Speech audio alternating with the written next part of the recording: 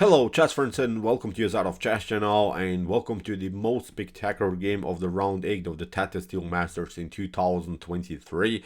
We have here Richard Rapport versus Praggnanandhaa in one of the most epic games that I've seen in the Italian Opening in a beautiful Giuoco Pianissimo, and this game is really spectacular because Richard Rapport will introduce to us really a new concept of this Italian Opening, really a beautiful new idea that has never been played in chess history. And I've checked this particular line that you see now in this game in some databases. I even used the Lichess database. I really tried to search maybe also a game that has been played in this particular line in chess history. I couldn't find, as I said, even in the Lichess database that has millions and millions of games that have been played by just some players, even some classical games, rapid blitz games. I couldn't find this beautiful idea that was introduced here by Richard Rapport. Really, really wild stuff how Richard played the game. And if you are studying, of course, the Italian game, which I think you should do because it's probably one of your first openings that you study, you can really use this concept because it's a beautiful concept, it's a beautiful idea. And I was really surprised that basically no one played this idea.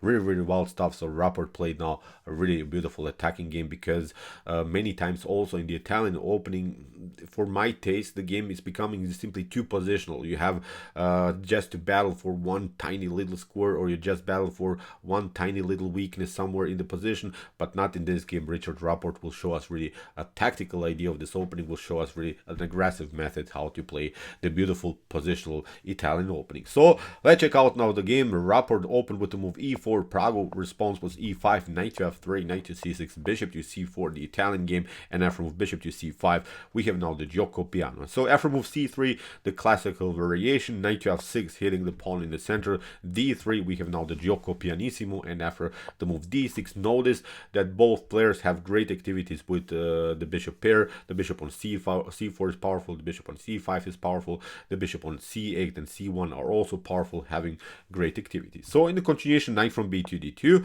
by Rapport, we have a6, creating of course breathing spaces for the bishop. If the bishop gets challenged, then of course we can also escape to a7. So Rapport goes bishop to b3. He improves the position of the bishop because many times also this bishop on c4 can be kicked away with the move knight to a5. Then you will lose your powerful bishop here. So that's why with the move bishop to b3, we can always reroute the bishop to c2, but we can also stay now on this diagonal where the bishop is still hitting the pawn on f7, which is, I think, a great choice here by Richard Rapport. So now kingside castling, and now knight to f1.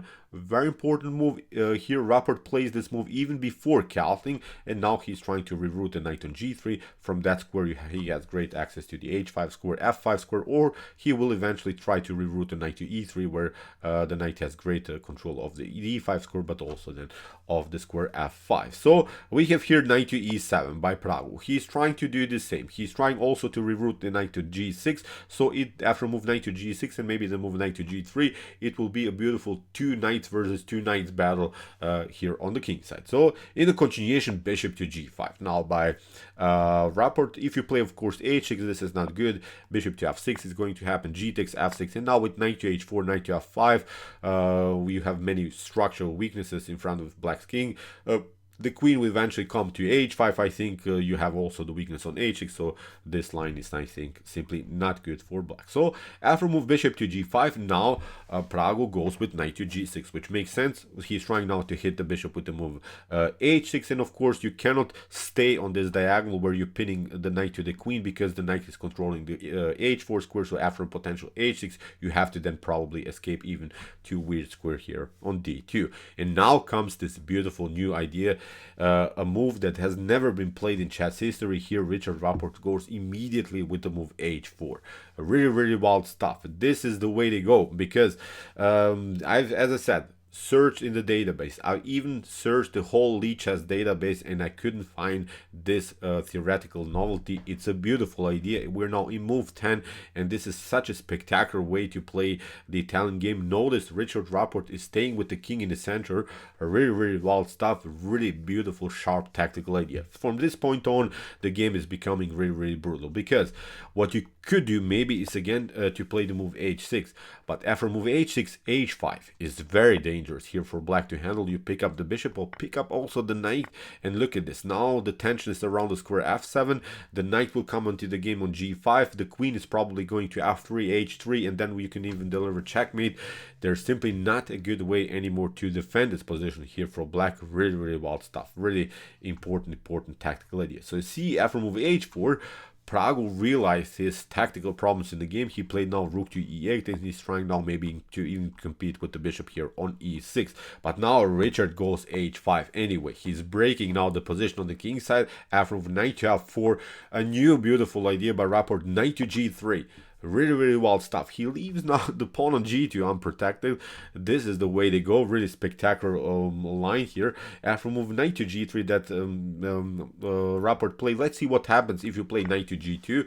This was a beautiful actually trap that Rapport prepared here against Praggnanandhaa, because if you play now knight to g2, let's see what happens. First we play king to f1, attacking the knight. You have to step back, and now we play h6. And look at this. If you play g6, this is not working because you get hit with the pawn move on d4. If you try to escape here, maybe to bishop with the move bishop to b6, then we pick up this one. D takes e5, d takes e5, queen takes d8, rook takes d8, and now the queen is not protecting anymore the pawn, the knight on f6, pardon me, and this is a game over. This is not working. So let's go back. After move h6 that you can play, of course, what here black can do is, of course, the move bishop to h3, but this is not something that should bother us. Now we just sacrifice the rook for the exchange. Look at this, how beautiful this attack is by Richard Rapport. After move knight to h3, now h takes g7. If you play here d5, of course, we get this one, bishop to d5. And if you play here knight to g5, then we have knight to g5. Look at this. There's simply not a good defense anymore against this f7 weakness. The knight is coming to f5. The queen eventually will come to f3, h3. So there's simply too much pressure against black's king. The pieces, the knights are dancing here in front of black's king. So it's a spectacular line here by Richard Rapport. Really wild stuff. So you see, you cannot stop this attack. So that's why after knight to g3, you cannot pick up the pawn on g2. Really amazing move here by Richard Rapport. Praggnanandhaa goes h6. He realized his problems now on the king side after bishop to f4, e takes f4, knight to e2, hitting the pawn on f4, and here after knight to g4, Praggnanandhaa actually does everything correctly here. He's playing basically the best moves. It seems also that Praggnanandhaa is, of course, well prepared in this particular line, because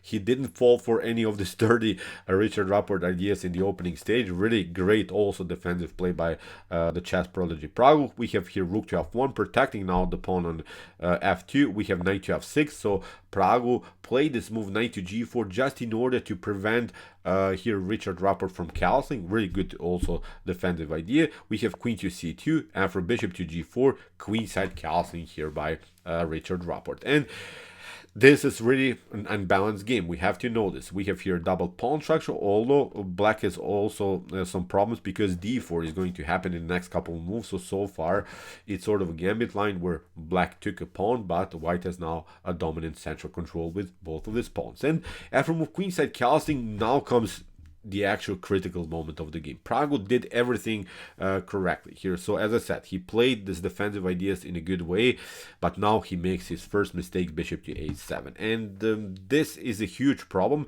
because he left simply his knight on his pawn on f4 simply unprotected. So that's something that you should not do.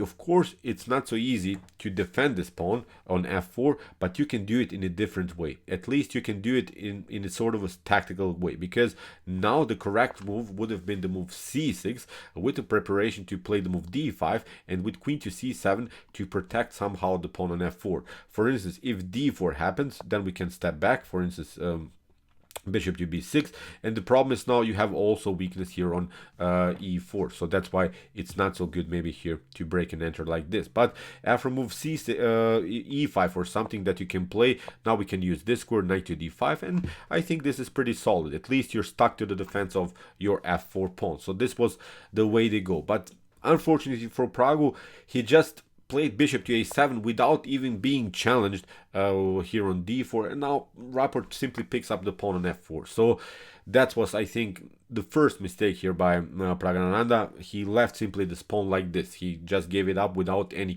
counterplay idea. So this wasn't really a good continuation here by Pragg. So let's go back.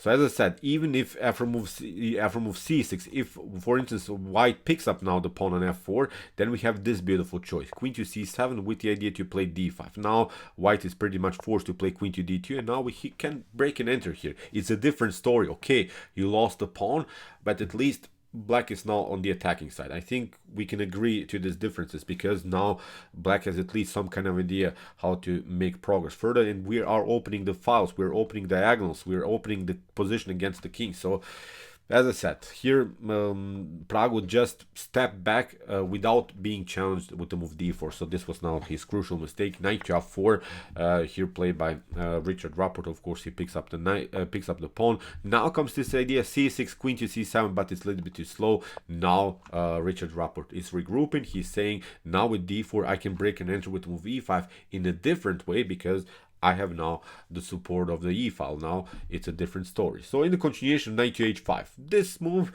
it doesn't matter. I think that Rapport lost a pawn here because what he wants to get in this opposite side attack games, what I mean about this opposite side attack games is where we have the kings on opposite sides. So many times you're just trying to open files diagonals against your opponent king. So even if you lose some material, it just opens the h file. Now, of course, you lost a pawn, but now again you have new attacking chances. So queen to d2, we have queen to f6, knight to h5, bishop to h5, rook to h1, and after bishop to f3, g takes f3.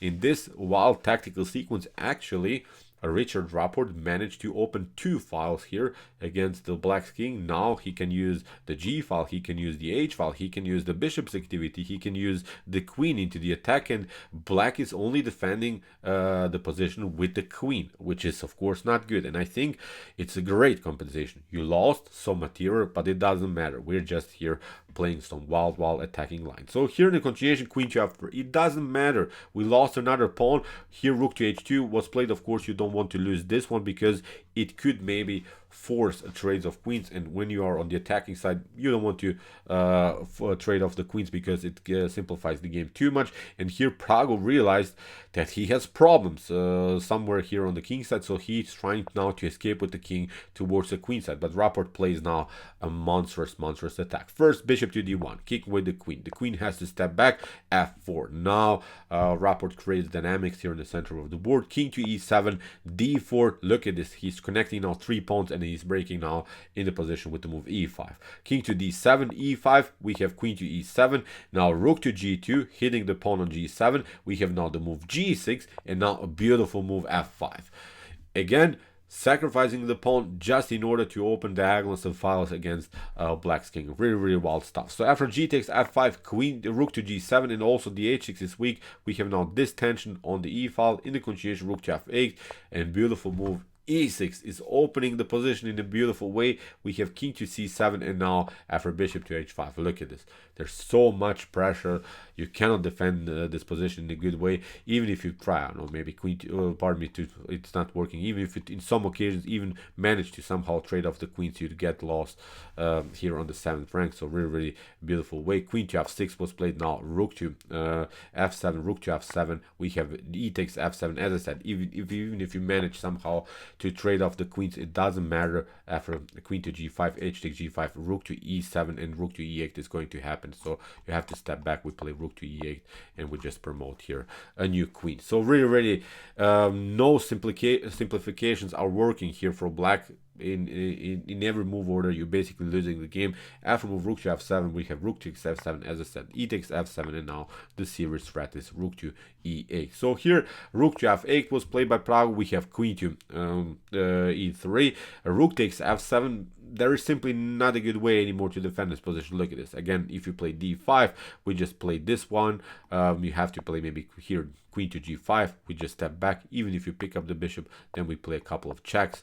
again, the rook is coming into the game. You can even get checkmated here, for instance, on c7. So it's not working, even if you go for the bishop here on h5. So here the continuation, rook to f8, as we said, queen to e3. Pragg will sacrifice now the rook for the exchange, and now after queen to e7, queen to e7, rook to e7, after a couple of checks here, after move c4, here in this particular position, Pragg will resign because the king is simply too far away from the action. Even if you try to include somehow the king, if you play something like this, we simply pass through with d5. If you play something like this, then we create a check, we pick up this pawn, so it's simply game over here for black for sure. So really incredible game by Richard Rapport, incredible ideas of the Giuoco Pianissimo. As I said, a really wild attacking idea, h4, h5, staying with the king in the center, sacrificing the pawn on g2, then creating dynamics, casting queenside, opening up spaces, opening up diagonals. Really incredible attack by Richard Rapport, and he deserved it, I think, here in this particular game, because he played really a refreshment here, a really beautiful idea.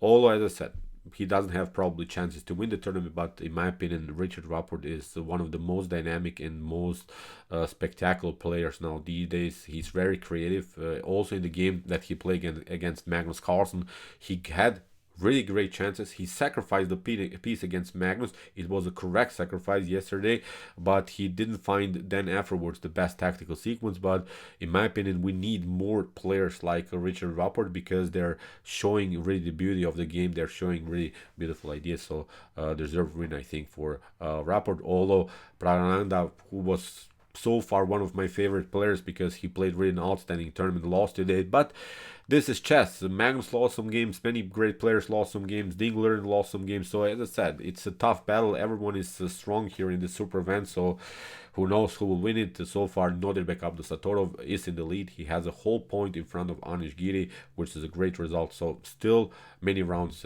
have to be played, but so far Nodirbek is of course the top favorite to win the Tata Steel in 2023. So okay, I hope that you enjoyed the game. I really enjoyed it a lot. It changed really my perspective of the Italian game. It wasn't really a positional battle, it wasn't really a positional struggle, it was a beautiful tactical game.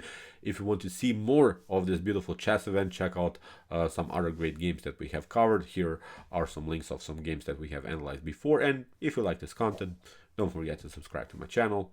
See you soon with some more videos, and what to say, chess is the best, of course.